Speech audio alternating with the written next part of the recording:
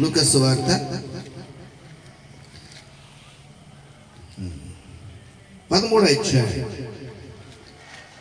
లూకా సువార్త 13వ అధ్యాయం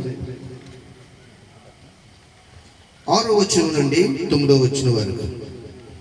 ఎవరైనా చదవండి. నాకు ఇచ్చిన టైము వృధా అవ్వకుండా కొద్ది సహాయం చేయండి.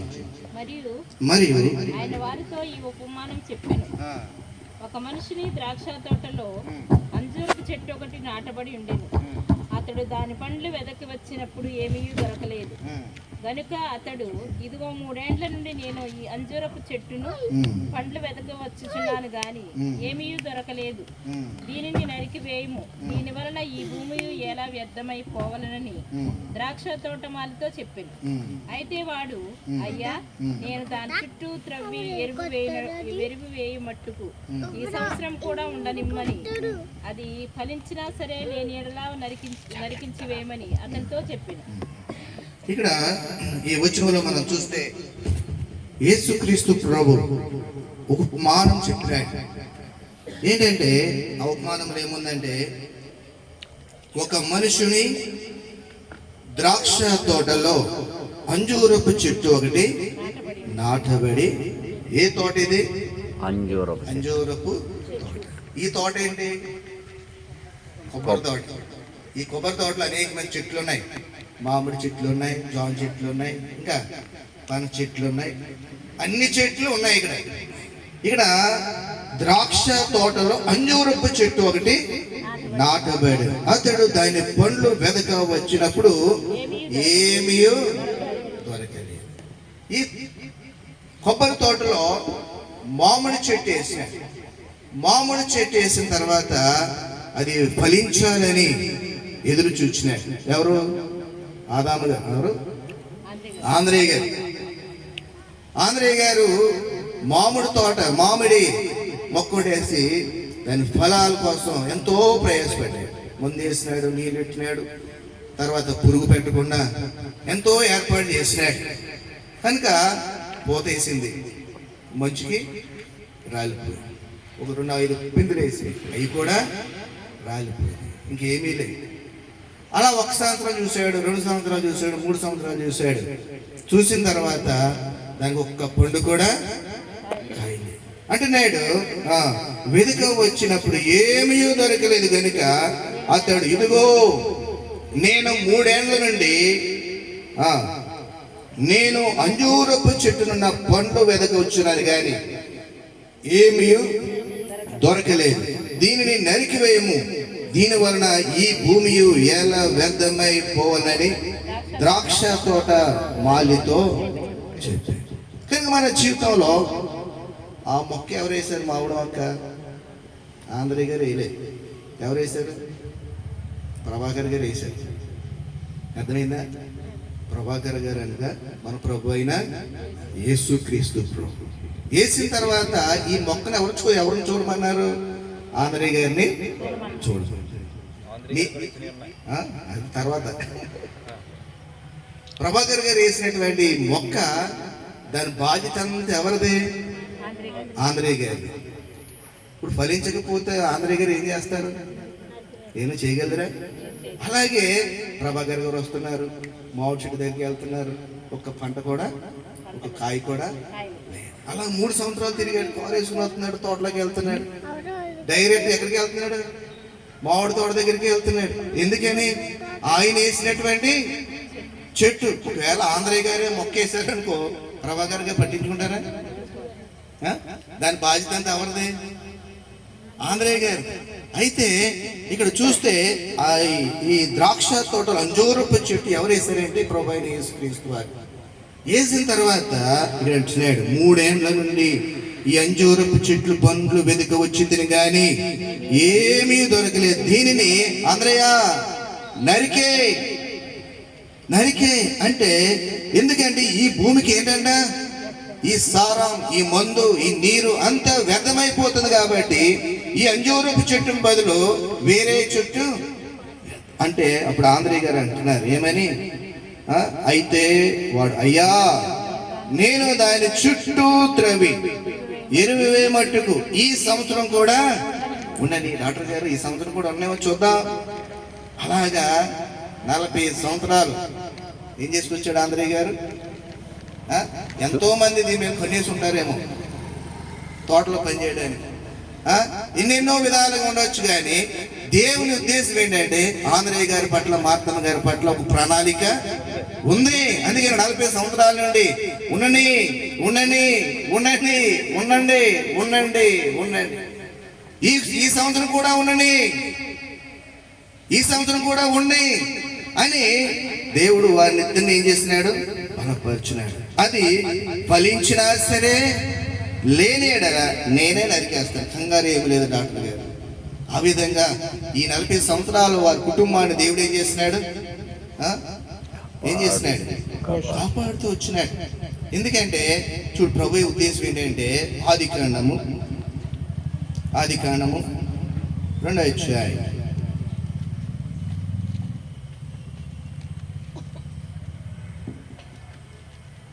15వ వచనం. మరియు దేవుడైన యెహోవా నరుని తీసుకుని ఏదైనా తోటలో స్వేచ్ఛపరచుటకు దాన్ని కాచుటకు దానిలో ఉంచింది. మరియు దేవుడైన యెహోవా ఈ తోటలో ఉన్న ప్రతి వృక్ష ఫలమును నీవు నిరభ్యంతరముగా తినవచ్చును, అయితే మంచి చెడ్డల తెలివినిచ్చు వృక్ష ఫలమును తినకూడదు. నీవు దాన్ని తినుదినమున నిశ్చయముగా నీవు. ఈ మొక్క కూడా ఎవరు ఎట్టాడు, దేవుడే మొక్కను పెట్టినాడు. కానీ అది మాత్రం నువ్వు తినొద్దు, మనం చేయొద్దన్న పనే చేస్తాం. ఆదాము నుండి వచ్చినటువంటి స్వభావము మన దగ్గర కూడా వచ్చింది. అది తినొద్దు, నీకు నిత్య జీవం గల జీవించే ఆహారం నీ కోరికని సిద్ధపరిచాను, దీన్ని ముట్టుకోవద్దు. కరెంట్ ఉంది, వైర్లు ఉన్నాయి. కరెంట్ పట్టుకుంటే వైర్ పట్టుకుంటే ఏమవుతుంది, షాక్ కొడతావు. నువ్వేం చేస్తావు, అదే పట్టుకుంటావు. అది గుంట ఉందిరా, జాగ్రత్తగా ఉండండి, గుంటలోనే పడతావు. ఏది చేయొద్దంటే అదే చేస్తాం. కనుక ఆదాము కూడా ఆ పని చేయలేదు. కానీ ఎవరు మాట అన్నాడు, ఆదాముతో చెప్పాడు, అవ్వతో చెప్పాడు పండు తినొద్దని. పండు తినొద్దని ఆదాముతో చెప్పాడా, అవ్వతో చెప్పాడా దేవుడు? ఇద్దరితో. గట్టిగా మాట్లాడండి. అవ్వతో చెప్పాడా? ఎక్కడ ఉంది? ఆదాముతో చెప్పాడు దేవుడు. అవ్వమ్మ లేదు అప్పటికి అవ్వమ్మ లేదు. ఆదాముతో చెప్పిన తర్వాత గాఢ నిద్ర కలిగజేసి ప్రక్కటెముకను తీసి మాంసం తీసి స్త్రీనిగా. దేవుడు చెప్పిన మాట ఎక్కడికి వెళ్ళిపోయింది, ఎముకల్లోకి వెళ్ళిపోయింది. దేవుడు చెప్పినటువంటి మాట మాంసంలోకి వెళ్ళిపోయింది. కనుకనే అప్పుడు స్త్రీనిగా నిర్మించిన తర్వాత వారిద్దరు కూడా చేయపట్టుకొని ఏదేని తోట అంతా తిరుగుతా ఉన్నారు. ఆదాము గారు తర్వాత ఆంధ్రయ్య గారు, మార్తమ్మ గారు అట్లాగే తోట అంతా తిరుగుతున్నారు. అలాగే ఆదాము అవ్వ కూడా ఈ తోట చుట్టూరు తిరుగుతా ఉన్నారు. అప్పుడు చెట్టు మీద ఉంది ఎవరు, ఇందా చెప్పాడు కదా అన్న, సాతాను. నాకెత్తేనే ఏది ఏమన్నా సైతాన్ ఏమంది, నాది నాకు ఎత్తేనే గాని నేను వదిలి. అలాగే వచ్చింది ఎక్కడికి, అవ్వ దగ్గరికి వచ్చింది. నాది నాకు ఎత్తే నేను నిన్ను ఏం ఎవరికి లోపడిపోయింది, సాతాను గాడికి లోపడిపోయింది. అప్పుడు ఇలాంటి అయ్యగారు లేరు అక్కడ. ఇలాంటి అయ్యగారులు ఉంటే తప్పించుకునేమో. కనుక దేవుడు ఉన్నాడు, కానీ ఎక్కడున్నాడు దేవుడు? దూరం. అసలు ఏం చేస్తాడా ఆదాము అవ్వ, ఏం చేస్తారా అని ఏం చేశాడు దేవుడు? టెస్ట్ చేసినాడు. దూరంగా ఉన్నాడు. అయితే దేవుడు దూరంగా ఉన్నాడని, సేవకుడు దూరంగా ఉన్నాడని, సంఘానికి దూరంగా ఉన్నామని, దేవుడు దూరంగా ఉన్నాడని మన పనికి మాలి పాపం చేస్తే దేవుడు ఊరుకుంటాడా? ఆప కూడా అదే పని చేసింది. దేవుడు కనపడలేదు కదా, మా ఆయన కూడా లేడు, దేవుడు కూడా లేదు అని సాతాను మాట వెంటనే విన్న తర్వాత కొన్ని పండ్లు కోసుకొని తిని తన భర్త కూడా భర్తకు చెప్పాడు కదా దేవుడు, తినొద్దురా నువ్వు చచ్చిపోతావని అన్నాడు కదా. ఆదాము ఎందుకు తిన్నాడు?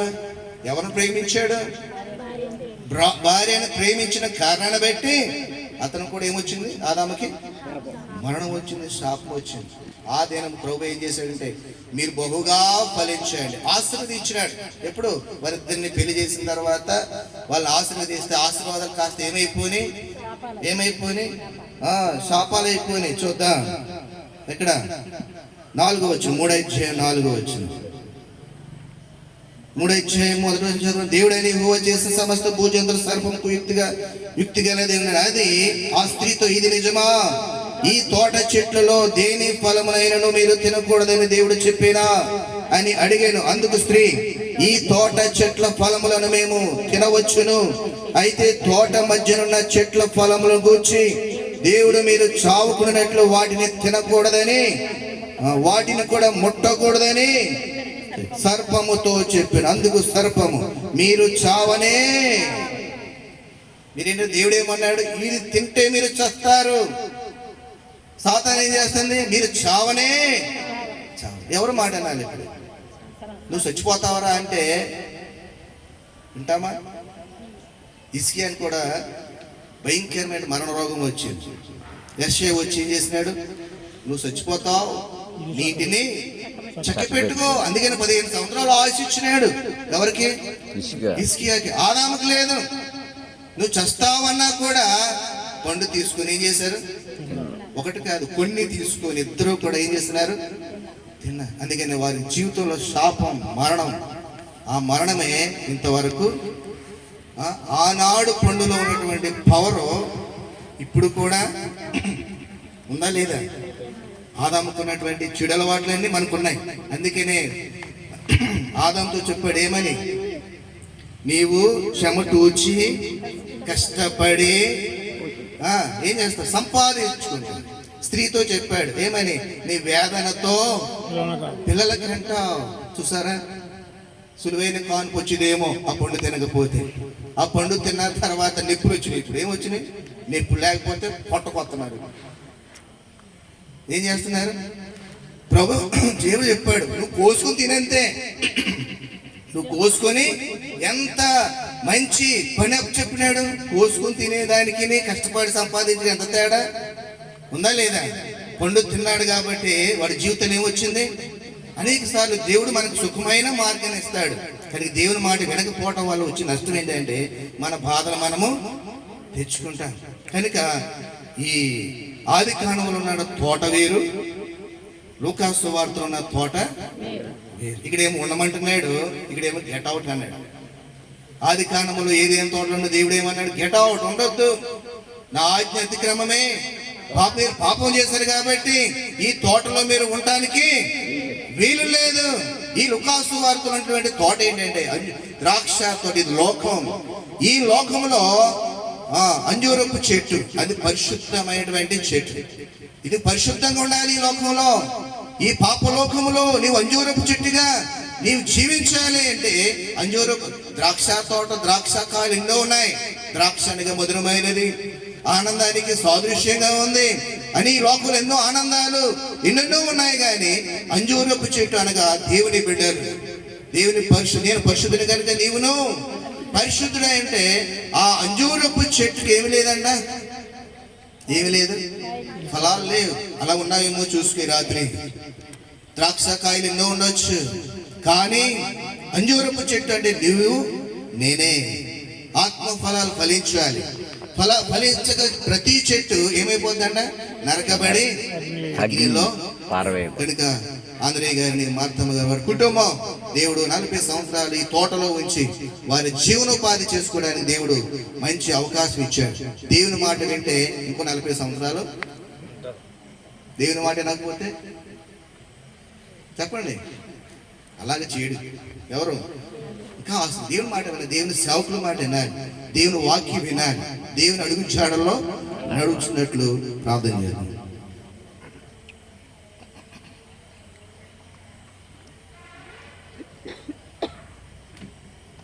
ఈ సమయంలో చెప్పబడిన వాక్యం కొరకు శ్యామ్ చిన్న ప్రార్థన చేస్తారు.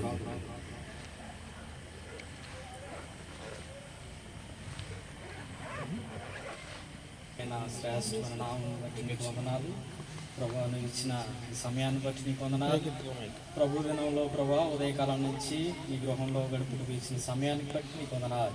రాత్రి వేళ సమయంలో ప్రభా ఆంధ్రీ మావయ్య గారి ఇంటికాడ కృతజ్ఞత కూడికి నిమిత్తం ప్రభా ఇటు రీతిగా మమ్మల్ని అందరినీ చేర్చిన విధానాన్ని బట్టి నీకు వందనాలు. చెప్పబడిన మాటలు ప్రభా మరి ఎంతో విలువైనవి ప్రభా. మరి ఆ దినము ప్రభా నీ అనాది కాల సంకల్పంలో ప్రభా భూమిని విశ్వమును సృజించినటువంటి దేవుడుగా ప్రభా మరి యొక్క భూమి మీద మానవుని నిర్మించి ఆదాము అవ్వగా ప్రభా వారిని ఆశీర్వదించి ప్రభా సమస్త జన్ములను మమ్మల్ని కూడా అట్టి వారసులుగా చేసిన విధానాన్ని బట్టి నీకు వందనాలు. ఎటు రీతిగా అయితే ప్రభా ఆదాము అవ్వ కూడా ప్రభా నీ మాటకి ప్రభా అవిధేయత చూపిస్తూ ప్రభా మరి నీ యొక్క సంకల్పమును నెరవేర్చినటువంటి వారుగా ఉంటున్నారు ప్రభా. మరి అట్టి అవిధేయత మాలో నుంచి తీసివేస్తూ రమ్మని ప్రభా నీకు విధేయత ప్రభా నీకు ప్రభా మరి ఇష్టపూర్వకమైనటువంటి మా జీవిత యాత్రను కొనసాగించే కృపను దయచేయమని ప్రభా. మరి ముఖ్యంగా ప్రభా మరి రాత్రి వేళ సమయంలో నువ్వు చేసిన మేలుని బట్టి ఉపకారాలను బట్టి ప్రభా తండ్రి మరి ఈ కృతజ్ఞత కూడిక నిమిత్తం ప్రభా నువ్వు ఏర్పాటు చేసిన దినాన్ని బట్టి కూడా నీకు వందనాలు చెల్లించుకుంటూ మరొకసారి ఆంధ్రీ గారి కుటుంబాన్ని నీ చేతులకు అప్పగించుకుంటూ మరి 2026 సంవత్సరంలో ఇచ్చిన వాగ్దానాలను వారి జీవితంలో నెరవేరుస్తారమ్మా. కుటుంబాన్ని కూడా జ్ఞాపకం చేసుకోమని కుటుంబంలో ఉన్నటువంటి ప్రతి ఒక్క వ్యక్తిని ప్రభా వారి యొక్క ఇచ్చినటువంటి వాగ్దానాలను వారి జీవితం పట్ల నీ యొక్క ఉద్దేశం నీ యొక్క చిత్తం జరిగిస్తారమ్మా ప్రభా. ముందున్నటువంటి ప్రభా మరి తండ్రి పాల్ సెల్ఫ్ గారి మెసేజ్ కొరకు కూడా సిద్ధపడుతుండగా కృప చూపించమని విలువైనటువంటి మాటల ద్వారా మాట్లాడుతురమ్మా. మరి మమ్మల్ని అందరినీ చేతులుగా అప్పగించుకుంటూ వారి కుటుంబాన్ని కూడా ప్రభా ఆశీర్వదిస్తురమ్మా. యేసుక్రీస్తు వారి పరిశుద్ధమైన నామములో స్తుతించి ప్రార్థించి బ్రతిమాలు వేడుకున్నాం తండ్రి.